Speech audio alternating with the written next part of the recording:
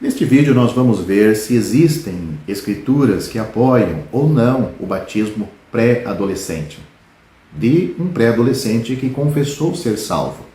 Será que existe uma escritura que apoia ou não este passo?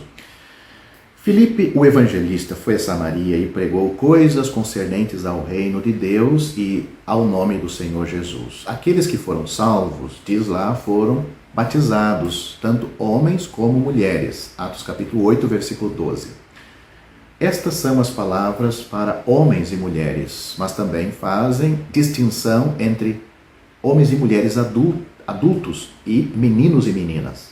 A expressão homens e mulheres ocorre 4 vezes no livro de Atos, sendo usada 2 vezes para descrever aqueles que foram perseguidos. Por exemplo, apenas alguns versículos anteriores às Escrituras dizem: quanto a Saulo, ele assolava a igreja, entrando em todas as casas e lançando homens e mulheres, ou lançando mão dos homens e mulheres, os punha na prisão.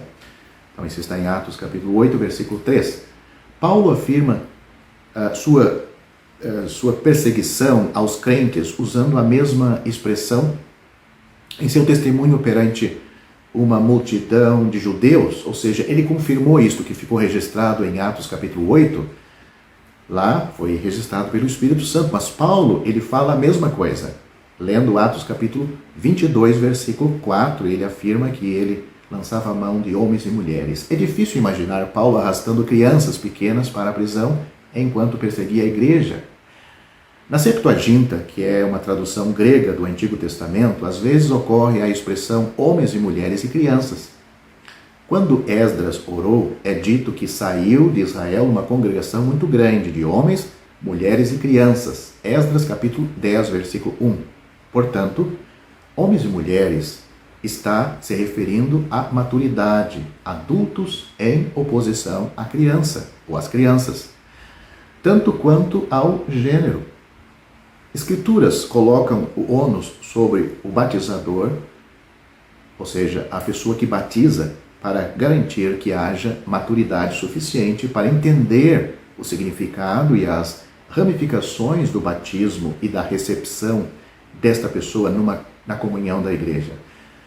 Embora os pais muitas vezes possam ser tendenciosos com seus próprios filhos, é melhor que homens neutros e espirituais falem com um jovem crente. Eles avaliarão se há conhecimento suficiente dos requisitos para ser um verdadeiro discípulo e do simbolismo, significado e compromisso envolvidos no batismo do crente. O mesmo se aplica, e mais ainda, à recepção na assembleia local. Em 1 Coríntios capítulo 11, do versículo 27 a 34, Paulo adverte contra a participação na ceia do Senhor sem o devido entendimento e propriedades. Não seria menos do que amoroso colocar uma criança nessa posição solene, como o batismo ou a recepção?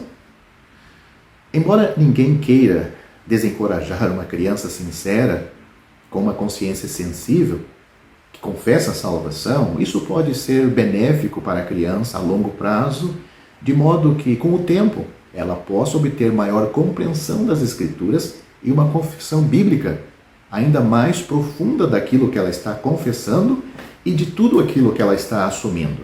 Pois o batismo e a recepção de uma pessoa numa assembleia não é brincadeira, não é pouca coisa. Isto é reservado para aquela pessoa realmente salva e saiba o que ela está assumindo.